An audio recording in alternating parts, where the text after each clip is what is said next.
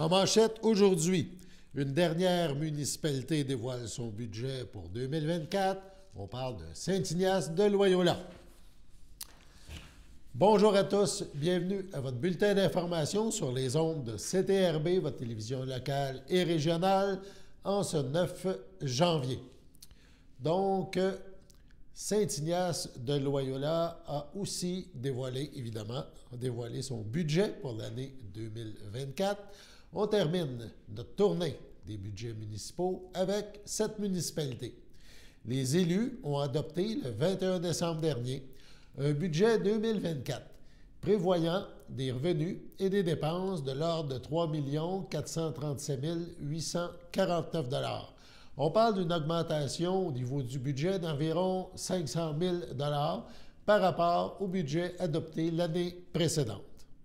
Au niveau des taxes, les contribuables auront à payer davantage, mais la facture sera différente d'un à l'autre selon l'évaluation de leur résidence. Le taux de taxe foncière est à la baisse, mais l'évaluation, elle, est à la hausse. On parle, entre autres, au niveau des taxes, la taxe passe de 66 sous 02 en 2023 à 45 sous 87 en 2024. La taxe foncière elle-même baisse de 0,5775 à 0,3980. S'ajoute au niveau de la taxe foncière générale, la taxe de base, la Sûreté du Québec à 0,04. Elle est rendue à 0,028. Incendie 0,427 à 0,319. Donc, ce qui fait une baisse de la taxe foncière de environ 21 sous du 100 $ d'évaluation. Mais, évidemment, on n'oublie pas que les maisons, les résidences connaissent des hausses d'évaluation fort importantes qui provoquent des hausses ou qui provoqueront des hausses de taxes. On a parlé Sûreté du Québec et incendie, il y a des baisses au niveau de la taxe de base, mais la municipalité rajoute des montants de base fixes. Exemple, pour une résidence Sûreté du Québec, il faut rajouter 97 $ en 2024, c'était 95.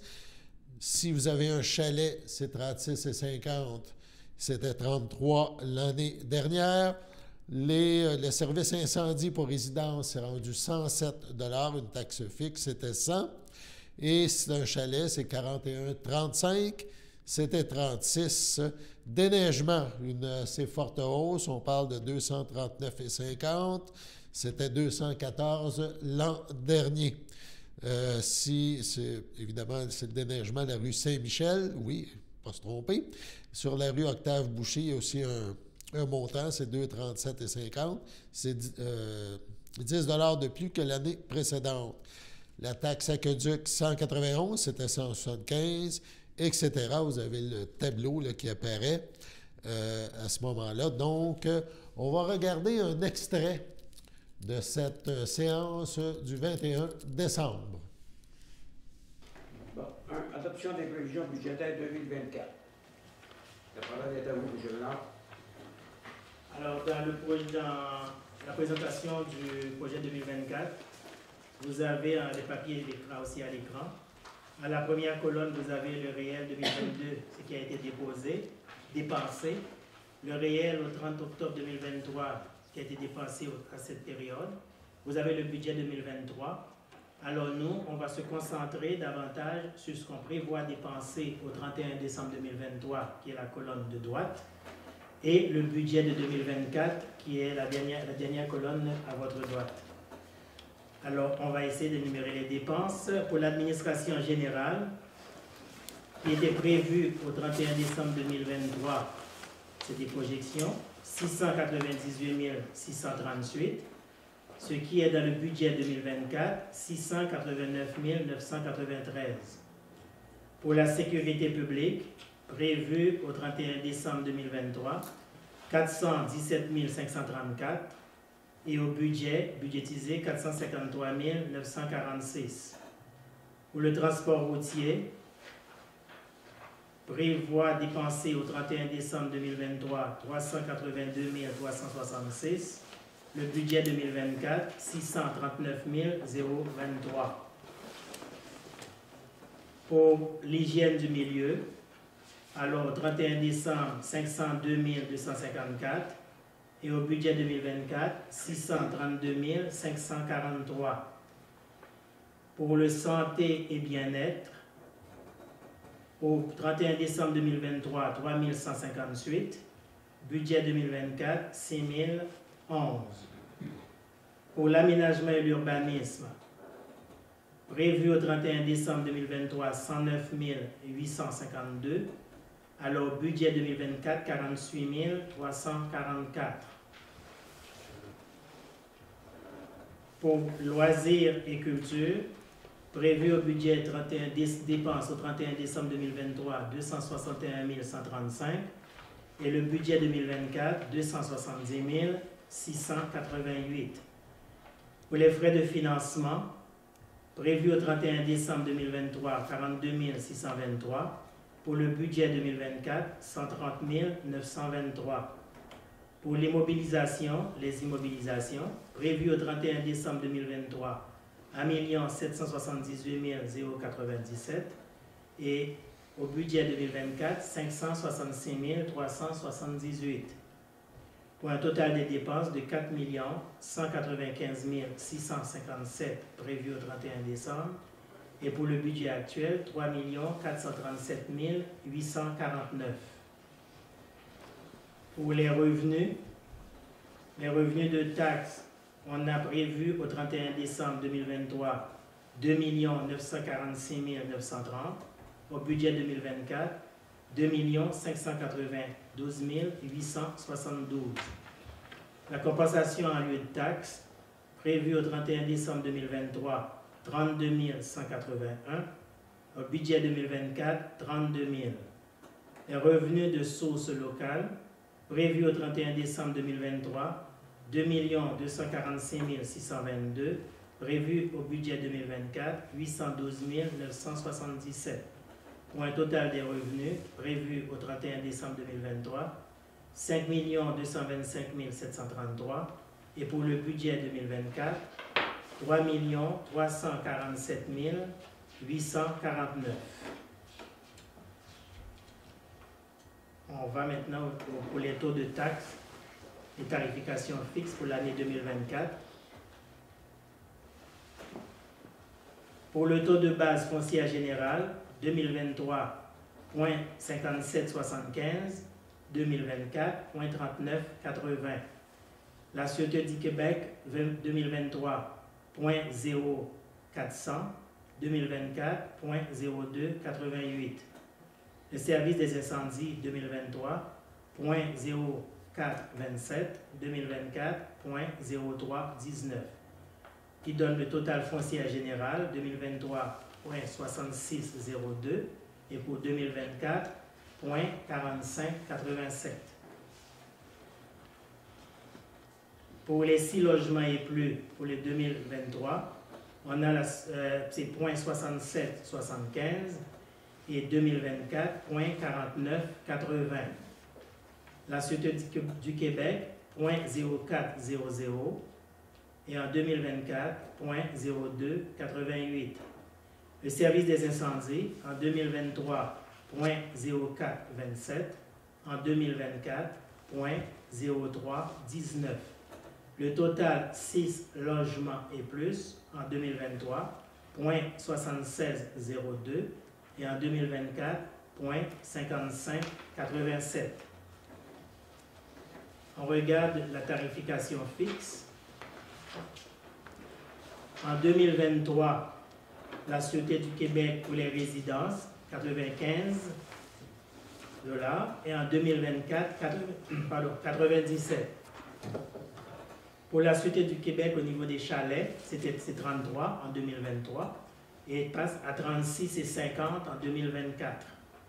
Le service des incendies résidences, 100 $ en 2023, en 2024, 107 $. Pour le service des incendies chalets, 36 en 2023, 41 et 35 en 2024. Pour le déneigement de la rue Vic et Saint-Michel, 214 en 2023, 239,50 en 2024. Pour le déneigement rue Octave Boucher, 227,50 en 2023, 227,50 en 2024. Pour l'aqueduc, 175 en 2023, 191 en 2024. Le surconsommation eau, 1000 gallons ou 4 mètres cubes 54, c'est 1,75 $ en 2023, 1,75 $ en 2024. Pour les eaux usées, 45 en 2023 et 85 en 2024. Pour les eaux usées ProStep, 22,50 en 2023, 42,50 en 2024. Pour l'assainissement, 98 en 2023, 60 en 2024. Pour l'assainissement ProStep, 49 $ en 2023 et 30 en 2024. Pour les fosses septiques, 80,50 en 2023, 80,25 en 2024. La cueillette des ordures résidences, 230 en 2023, 248 en 2024. La cueillette des ordures chalets, 214 en 2023, 222 en 2024. Les règlements 539 concernant les vidanges des étangs, 40 $ en 2023, 45 en 2024. Pour le règlement 539, le vidange des étangs ProStep, 20 $ en 2023, 22,50 en 2024.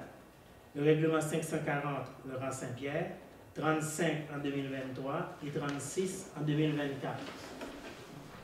C'était le directeur général de Saint-Ignace, Guy Bénard. Donc, aussi, lors de cette séance, il y a eu une période de questions. Un citoyen s'est informé pourquoi il n'y a pas été question dans ce budget-là du projet d'acheter l'ancienne caisse populaire à Saint-Ignace pour en faire l'hôtel de ville. Donc, vu que c'est un projet et que ce n'est pas encore réglé au niveau des subventions, ce n'est pas dans le budget comme tel, mais le projet est toujours là. On écoute l'échange qu'il y a eu au niveau du projet d'acheter l'ancienne caisse à Saint-Ignace. Accepter la dernière assemblée d'acheter, de prévoir d'acheter l'ancienne caisse populaire. Pas de budget, je sais pas, rien. Il n'y a aucun sou pour ça. Aucun sou? Donc, ils vont vous le donner, ça? Ils vont vous donner la bâtisse, quoi? Non, mais... On ne peut pas taxer les citoyens. Je ne peux pas taxer les citoyens tant que je n'ai pas de montant. Comment ça va coûter? Vous savez, si ça se fait. S'il y a une taxation, ça va être en 2024, dans l'autre budget. Moi, quand je prévois acheter une maison, je fais ma prévision là pour voir si j'ai fait. On l'a fait pour écrire à peu près, mais c'est comme dans les choses, dans le plan triennal qu'on a fait. Il y a dedans, il n'y a rien de négocié, il n'y a rien de commencé. On ne peut pas vous taxer les choses qu'on n'a pas. Puis tant que je suis longtemps que je n'aurai pas la réponse du Primo, je n'avancerai pas dedans. Oui, je veux que c'est le Primo de subvention à 67 Le prochaine, excusez-moi, le prochain. C'est le prochain, il me dit, il m'a envoyé une lettre pour quoi qu'il me subventionne le choc des réparations de la caisse, qu'on va savoir combien, à 65 Là, on va aller là. Il n'y a pas de confirmation, mais ça va aller qu'en 2024. Mais je vais peut-être taxer. Si ça se fait, ça va être taxé qu'en 2025. On ne peut pas prendre l'argent des citoyens et taxer au hasard. Pas taxer un montant que qu'on ne connaît pas. C'est de l'argent des poches des citoyens. 90 000. Je comprends ça. Vous savez, quand on a fait Laurent Saint-Pierre, le gouvernement subventionnait à 75 Ça a sorti encore 1 500 000 Il a fallu faire un règlement d'emprunt temporaire. À la caisse, un emprunt temporaire à la caisse, 1 500 000 Un coup que c'était fini, que la réduction de compte était faite, là, le gouvernement, il t'envoie ton montant. Ou c'est lui qui paye pour ça, puis nous autres, on paye pour le reste. Là, il va rester 65 il reste 35 à ce moment-là, 70 oui, c'est ça. Le règlement? Non, c'est bien. dans un achat, là, si vous Ah, dans l'achat de la caisse? Ah, d'accord. C'est ça. 35 donc le 35 on l'assume pendant l'année en cours. C'est ça que je comprends. C'est un règlement d'emprunt sur un Oui, c'est montant. un emprunt temporaire. Puis quand un coup que tout est fini, les travaux sont finis, en ayant des travaux dedans, un coup que c'est fini, l'emploi temporaire après ça, on fait la réduction de compte, on le voit au gouvernement, c'est là que lui embarque. C'est soit qu'il nous donne l'argent ou bien l'autre qui paye sa part. Mettons, si on l'a mis sur 10 ans, ça se peut que lui va payer, mettons, le 65 pendant 10 ans, nous autres, on va payer avec. Donc, dans la comptabilité de la municipalité, j'essaie de comprendre. Là. Dans une comptabilité de municipalité, on ne peut pas prévoir qu'on va avoir quand même le 35 et ça se reflète dans un budget. Non, parce que M. Laprise, moi, tant que le PRACIM ne m'a pas envoyé une lettre me confirmant que je vais avoir 65 du montant que laquelle je vais coûter avec réparation, j'avancerai rien. Puis vous ne ferez pas d'achat, je ne ferai pas d'achat, je ne ferai rien. Tant que je n'aurai pas la confirmation par écrit. Oui. Parce que la prix, comme j'arrêterai pas la caisse, je fais des réparations, puis après ça, que le PRACIM m'arrive et qu'il me dit que tu n'es pas subventionnable. Là, je viens de vous faire un cadeau de, ben, on va dire 600 000, les chiffres en l'air, là. Je viens de vous taxer pour 600 000 $. C'est pour ça qu'on attend d'avoir la confirmation par écrit. Quand tu l'as par écrit, c'est à ce deux comme ça qu'ils nous disent. C'est pour ça que c'est passé pour l'Église, d'abord. Il n'y avait pas un montant qui vous garantissait que... Oui, il nous garantissait 65 %. OK. Sur ce, allons à la pause. Chers téléspectateurs, vous êtes cordialement invités le samedi matin dès 9h30 à notre bingo télédiffusé de nos studios de Berthierville. Depuis plusieurs années, nos adeptes de la télévision régionale se sont divisés un montant de 600 $, disponible chaque semaine lors de notre joute de bingo à CTRP. Un amical animateur et ses joyeux compères, dont un technicien et deux bénévoles, partagent tour à tour cette émission dans le but de vous agrémenter durant 60 minutes, un moment de plaisir qui pourrait s'avérer payant pour vous. Vous pouvez donc vous procurer les cartes de jeu chez les dépositaires participants, et j'ai nommé à Berthierville, le dépanneur Formule 1 et le garage Pétroté, sur la rue Gilles-Villeneuve, le marché IGA Extra sur la rue Gabrielle-Brissette, le marché Métro sur la rue Notre-Dame et la pharmacie Proxime sur la rue Frontenac. À Saint-Ignace-de-Loyola, le dépanneur Esso sur la rue de la Traverse et le marché Aldo sur le rang Saint-Michel. C'est donc un rendez-vous hebdomadaire chaque samedi matin dès 9h30 sur les ondes de CTRB, votre télévision régionale et communautaire, maintenant en haute définition. On vous attend donc en grand nombre et toute l'équipe vous souhaite bonne chance.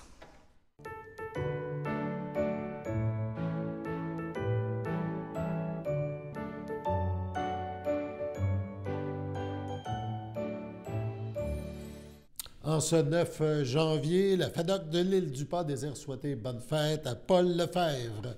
C'est votre anniversaire aujourd'hui. En ce 9 janvier, eh bien, toute l'équipe de CTRB se joint à moi et vous souhaite un heureux anniversaire.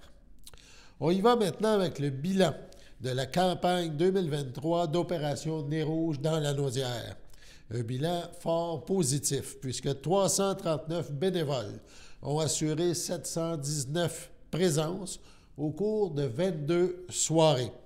725 raccompagnements ont été effectués. Les voitures de ces bénévoles ont parcouru 37 344 km. On parle de 167 équipes qui ont déplacé des gens qui avaient fait appel à Nez Rouge. Les dons moyens, donc les gens pouvaient faire des dons contre raccompagnement. La moyenne de ces dons se chiffrait à 29,08 $. Plus de 21 000 $ en dons ont été reçus.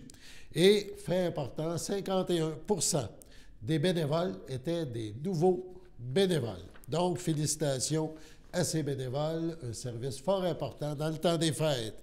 Opération Nez Rouge. Au cours des prochaines heures, une tempête hivernale laissera d'importantes accumulations de neige sur la plupart des régions, dont dans la Naudière. Des précipitations seront accompagnées de vents en rafales, de grésil, parfois de pluies verglaçantes dans certains secteurs.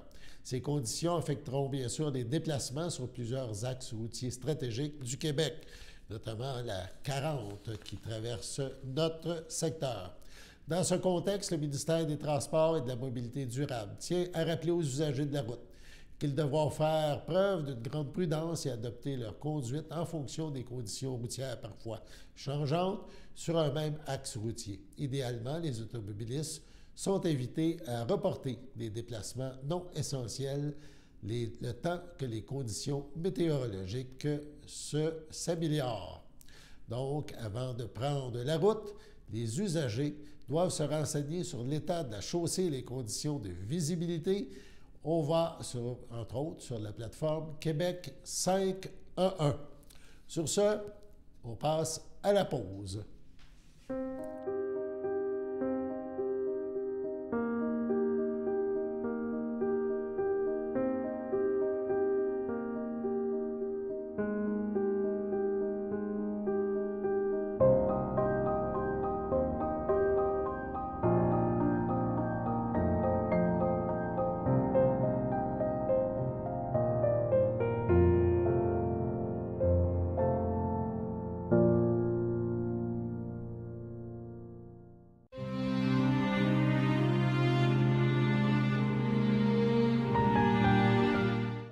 Au CHDL de Saint-Charles-Borromée le 29 décembre dernier, à 93 ans, est décédé M. Aimé Darvaux, fondateur des assurances Aimé Darvaux Incorporées, époux de Feu Lise Perron et conjoint de Claire Cazobon, demeurant à la visitation de l'île du Port. Il laisse dans le deuil, outre sa conjointe, ses enfants, Louis Darvaux, Anne Rousseau, Jean Darvaux, Ginette Plante, Diane Darvaux, Alain Brissette, Denis Darvaux, Suzanne Turcotte. Ses petits-enfants, Christelle Darvaux, Alec Turcotte, Thierry Darvaux, Charles Tremblay Darvaux, Lila Young, Émilie Brissette, Mathieu Plante, Stéphanie Brissette, André Aubuchon, Ariane et Justine Darvaux, ses arrière-petits-enfants, l'ayant précédé son arrière-petite-fille Lydiane, Thomas, Arnaud, Amélia, Noah, Théodore, Madeleine, Hubert, Blanche, ainsi que plusieurs neveux, nièces, autres parents et amis. La famille vous accueillera vendredi 12 janvier de 19h à 21h et samedi 13 janvier de 10h au complexe funéraire Efterio, rue Notre-Dame à Berthierville. Suivront les funérailles en l'église Sainte-Geneviève de Berthier le samedi 13 janvier à 13h30. M. Darvaux sera inhumé au cimetière de Berthierville à une date ultérieure. À l'hôpital Sainte-Marie de Trois-Rivières, le 17 décembre, à l'âge de 63 ans, est décédé M. Daniel Dupuis, conjoint de Daniel Mété, demeurant à Saint-Barthélemy. Il laisse dans le deuil, outre sa conjointe, ses enfants, David Dupuis, Alice Dupuis, David Sion-Récard, ses frères, Marcel Dupuis, Camille Dupuis, sa belle-mère, Lisanne Sylvestre, son beau-frère, José Mété, Louise Lavoie, sa belle-sœur, Louise Mété, ainsi que plusieurs neveux, nièces, autres parents et amis. La famille vous accueillera samedi, le 13 janvier, dès 13h, en l'église de Saint-Barthélemy, où les funérailles auront lieu le même jour, à 14h. À Berthierville, le 24 décembre, à l'âge de 98 ans, est décédée Mme Fleurette Dauphin, épouse de feu Paul-Émile Chrétien, demeurant à Berthierville, native de Saint-Cuthbert. Elle laisse dans le deuil son fils Pierre et son épouse Denise, ainsi que plusieurs neveux, nièces, autres parents et amis. La famille vous accueillera mercredi le 17 janvier, 10h30, en l'église de Saint-Cuthbert, où suivront les funérailles à 11h. Mme Fleurette Dauphin-Chrétien sera inhumée au cimetière de Saint-Cuthbert à une date ultérieure. Au CHDL de Saint-Charles-Borromée le 2 janvier, à l'âge de 68 ans, est décédée Mme Lynne Champagne, épouse de feu Robert Allard, fille de feu Rosaire Champagne et de feu Irène Moreau, demeurant à Sainte-Geneviève de Berthier.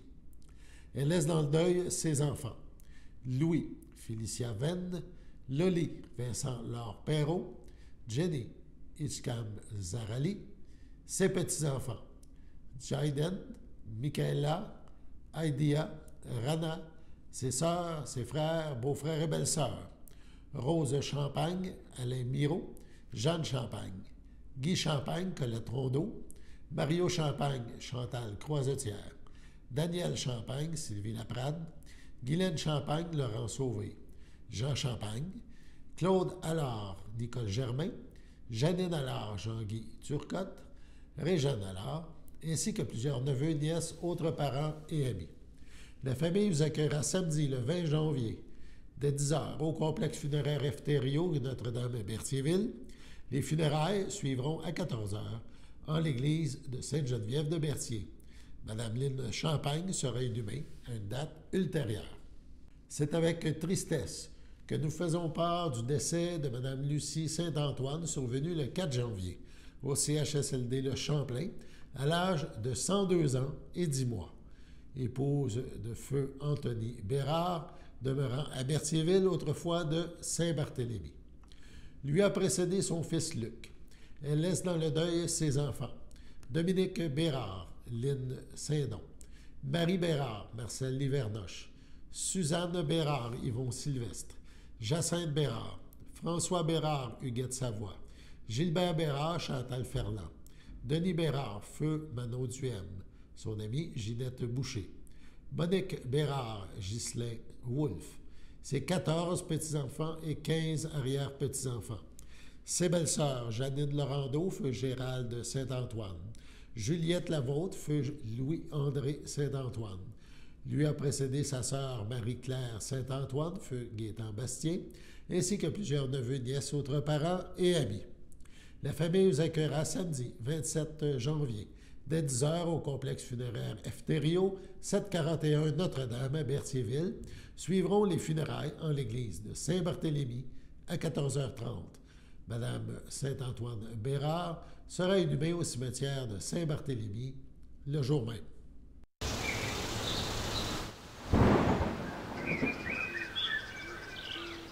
Bienvenue à votre météo de cette semaine. Aujourd'hui, mardi après-midi, ce sera plutôt nuageux. Une température de -7, un temps ressenti de -15. Mardi soir, ce sera de la neige, une température de -5, un temps ressenti de -12. Environ 15 à 20 cm de neige.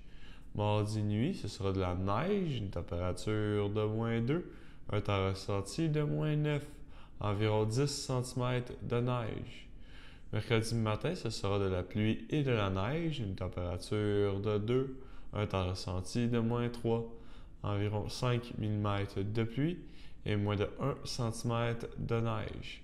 Mercredi après-midi, ce sera nuageux avec averse, une température de 4, un temps ressenti de -1, moins de 1 mm de pluie. Mercredi soir, ce sera nuageux avec éclaircie, une température de 2, un temps ressenti de -4. Et voilà, c'était tout pour votre météo.